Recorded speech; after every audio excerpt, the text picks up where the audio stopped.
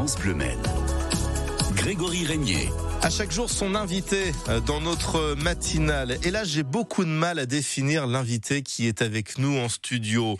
Chanteur, imitateur ou alors clown, à en croire l'affiche de son spectacle qui est ici. Alors, un spectacle tout à fait particulier, c'est presque une performance sportive qu'il va faire en cette année de Jeux Olympiques en France. Bonjour David Bonneville. Bonjour Grégory. 24 heures sur scène, non-stop. Faut être frappadingue pour se lancer ce type de défi, non? Voilà, c'est ça. Faut de la passion, faut de la folie. Ouais. Alors, vous avez un nez rouge sur l'affiche. Est-ce que ça veut dire que vous êtes un clown? Comment on peut vous qualifier? Ouais, je suis clown entre autres. Moi, souvent, je dis animateur, artiste de variété, ça englobe tout le reste. Ouais. Voilà, donc il y a de la musique, il y a de l'humour, il y a des imitations, il y a du dessin, il y a du ballon sculpté, il y a de la chanson. D'accord, et ce sont tous ces univers que l'on va retrouver sur scène à partir de la semaine prochaine. Il y a du costume aussi, je fais sosie de Coluche.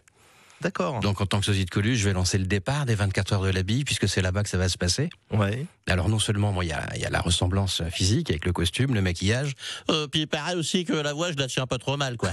Ouais, donc on risque de passer un très très bon moment. Comment on se prépare pour tenir 24 heures non-stop sur scène? Parce que l'année dernière, vous aviez un petit peu, on va dire, essayer ce genre de performance, sauf que c'était 3 fois 8 heures. Là, c'est carrément sur la continuité, sur la longueur. Ouais, l'année dernière, c'était vraiment pour accompagner l'anniversaire, le centenaire de la course. Comment on se prépare? Moi, j'ai l'impression que je m'y prépare depuis toujours, en fait. J'ai vraiment baigné dans l'ambiance des 24 heures. Mes parents se sont rencontrés là-bas. J'ai ma chanson des 24 heures. J'ai grandi dans 2 villes à 4 roues. Et puis, sur le plan physique, je suis président fondateur d'un club de bien-être. Je pratique le tai chi, les arts martiaux thérapeutiques. La préparation, c'est à peu près tout ça. Mais il y a une préparation mentale aussi. Est-ce que vous écrivez vos textes? Vous me disiez hors antenne, quand vous vous êtes installé, il y a beaucoup d'improvisation. Je peux pas croire que quand on se lance un défi de tenir 24 heures sur scène, il n'y ait que de l'impro.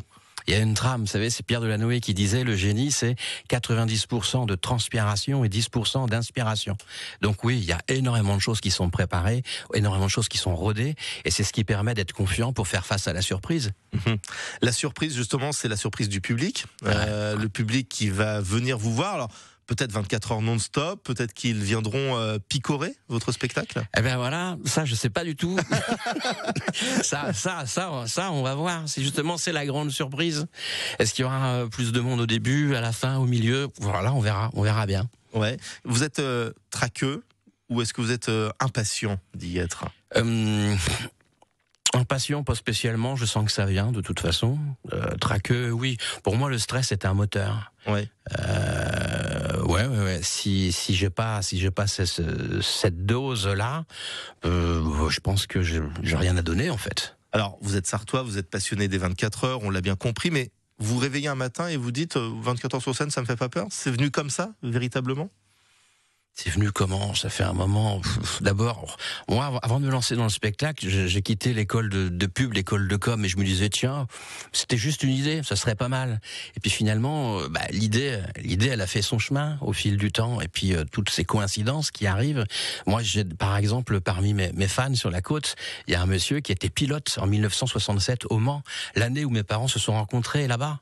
Donc à partir de là, j'essaie de vivre ma vie un peu comme un poème, quoi. Je fais attention aux coïncidences et j'essaie de construire quelque chose avec ça. Ouais, vous êtes très à l'écoute des petits signes du destin, peut-être, qui vous poussent vers une voie. Vous savez, quand j'ai démarré, il y avait 2 David. Il y avait le David de la vie, qui était un petit peu terne, effacé, et puis qui devenait totalement lumineux. Quand il faisait de la scène depuis quelques années, on me dit, mais il y a qu'un David, c'est le même. C'est le même sur scène et dans la vie. Donc je suis original au quotidien. Je ne le suis pas plus que je ne le suis dans mon quotidien. Ouais. Et sur scène, vous serez véritablement seul ou vous serez accompagné par d'autres amis qui viendraient peut-être vous retrouver? J'ai des amis précieux qui vont venir. Donc il y a une jeune chanteuse qui me fait l'honneur de m'accorder sa confiance, que je coach de temps en temps. Et puis j'ai un ami qui est aussi fou que moi, hein. Je suis pas le seul. Ah, donc c'est contagieux. Non. Ouais, à mon avis, on a été touchés différemment, mais on a la même maladie. D'accord, donc ils viendront vous retrouver de temps à autre pendant ces 24 heures. Ouais, c'est Chouba, je pensais à Chouba qui sera là le dimanche. Ouais. Et ça se passe où concrètement pour qu'on vienne nous applaudir quand même? Alors, c'est à Saint-Marc-de-Lochnay.